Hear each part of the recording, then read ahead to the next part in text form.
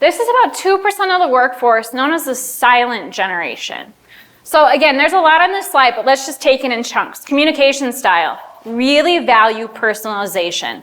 So first of all, 25% of the workforce right now, but does everybody see that stat on how many are hitting retirement age every day? 10,000. Now, what's really interesting though, is a lot of them are not actually choosing to retire. They're finding and pursuing their passions. So what happens, a lot of times they'll leave their traditional jobs and they'll find part-time jobs doing things that they're really passionate about. I heard we got some Gen Xers in here too. Yes. All right, so shaped by the AIDS epidemic, fall of Berlin Wall.com, boom. Very tech savvy. They like change. Another interesting thing about this group, both of their parents often worked. So they value independence and responsibility because that's how they grew up. This will be 75% of your workforce. Not only will it be 75% of your workforce, it will be 75% of your customer base. Communication style with millennial. What do you not see on there? Phone. Hi, it's me. I'm the problem. It's me.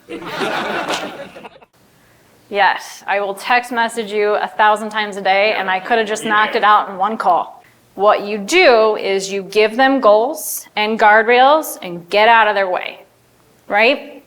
They will get a lot of work done for you. Gen Z is fascinating. So look at some of the different things that shape them. They had parents, often dual income housing, worked themselves to the bone. Great Recession happened.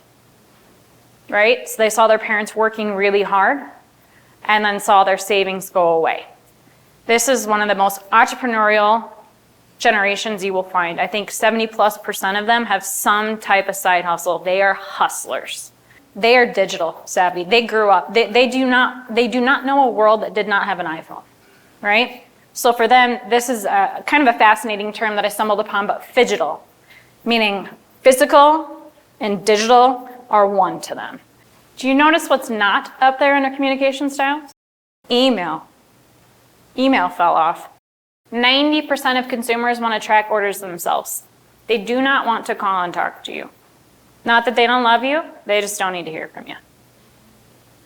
67% prefer self-service to speaking with a support agent. I think there's a good caveat on that though, where there is value in speaking to an expert, right? But you want to be able to decide when you talk to someone and when you don't talk to someone. I think one of the coolest things about this industry as a whole is you are basically putting somebody's dream up, right? So when you start connecting it to the end user and what it means to them, your team starts to feel this connection. And they start to see how they are helping somebody's life get a little better. And I think it's easy to assume that people don't care. That's not true. They care. So getting some of those end user testimonials, talking to team members, building out these, it's great to do different, just short, shoot it on your phone. Talk to somebody that has been in manufacturing for 40 years and what your organization has meant to them and how it's helped them. And those are things to share with your new hires.